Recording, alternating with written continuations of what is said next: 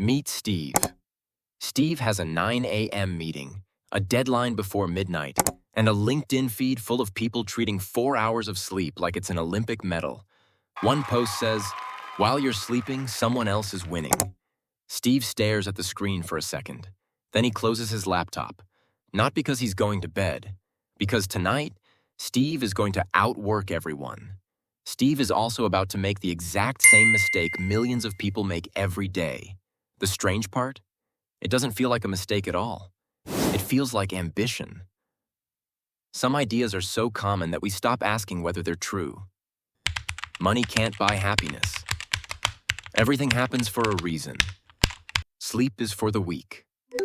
That last one isn't advice. It's branding. It's the productivity version of someone proudly saying they haven't taken a vacation in 5 years, as if exhaustion itself deserves applause. Now, don't get me wrong.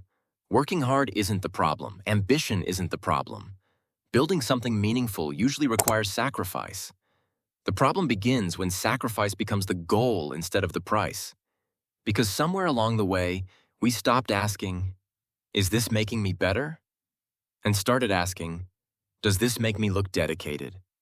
Those are very different questions, and they lead to very different lives.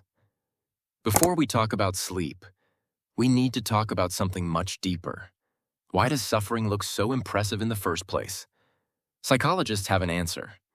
Your brain has a habit called effort justification. The more something costs you, the more valuable you assume it must be. That's why expensive wine often tastes better, why people defend jobs they secretly hate, and why someone working 16-hour days somehow looks more successful than someone quietly finishing the same work in 8. Your brain confuses effort with effectiveness. But they're not the same thing. Anyone can stay awake. Not everyone can produce great work. Steve doesn't know any of this. He just knows he's tired. Coffee number 3 feels less like a choice and more like life support. He tells himself he'll rest after this project. Then after the next one. Then after the promotion. Then after things calm down. Funny thing about after, it rarely arrives. So where did this idea come from? Let's rewind, not to Silicon Valley, not to social media. Much further back. During the Industrial Revolution, factory shifts often stretched 10, 12, even 16 hours a day. Adults worked them. Children worked them. People didn't choose those hours because they loved productivity. They chose them because the alternative was poverty. Long hours weren't a badge of honor. They were survival. And eventually governments started asking an obvious question. If people work longer, do they actually produce more?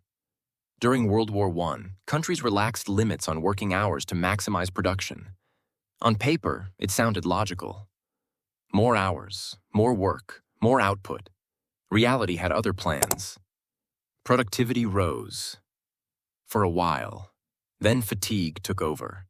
Mistakes increased. Efficiency dropped. Output flattened. People weren't machines. Working longer didn't create unlimited productivity. It created exhausted workers making worse decisions. That discovery changed history. Workers organized. They protested.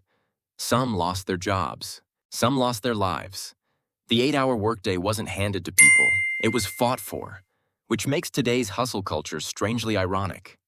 We celebrate giving away the very thing previous generations fought to protect. Meanwhile, Steve is still awake. He thinks he's getting ahead. His brain disagrees. Here's the science. Researchers asked healthy adults to sleep only 6 hours each night for 2 weeks. Not an all-nighter. Not sleep deprivation torture. Just 6 hours. Something millions of people consider completely normal.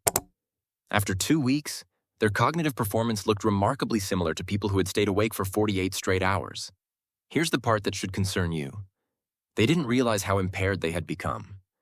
Every day they said, "I'm fine." Every day their performance got worse. Imagine driving a car whose brakes slowly stop working, while the dashboard insists everything is normal. That's sleep deprivation. The damage isn't loud, it's quiet.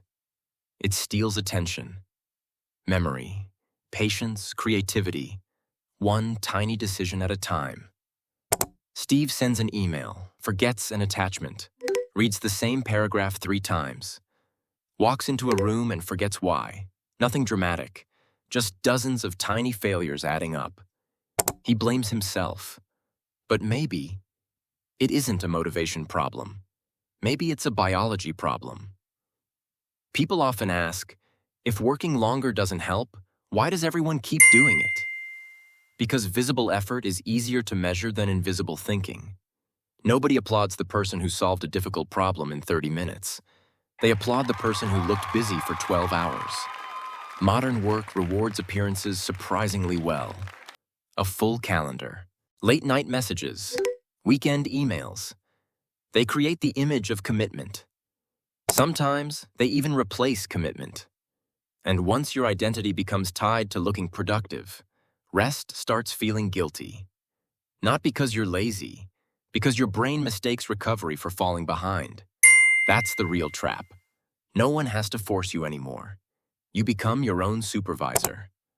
Steve finally gets home. He opens his laptop again. Not because he has to, because he feels uncomfortable closing it. That's what beliefs do. Given enough time, they stop feeling like beliefs. They start feeling like facts. So what's the answer? Sleep 12 hours? Never work hard? Of course not. This isn't an argument against ambition. It's an argument against wasting ambition. Rest isn't the opposite of productivity. It's one of the things that makes productivity possible. You wouldn't expect your phone to work without charging it. Yet somehow, we expect more from ourselves than we expect from our own batteries. The goal isn't to work less.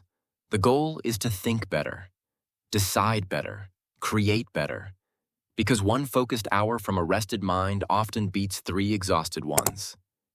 Steve still has deadlines. He still works hard. He still wants a better life. The only thing that changed is what he stopped using as proof. He stopped treating exhaustion like evidence of success. Because being tired doesn't prove you're ambitious. Sometimes, it only proves you're tired.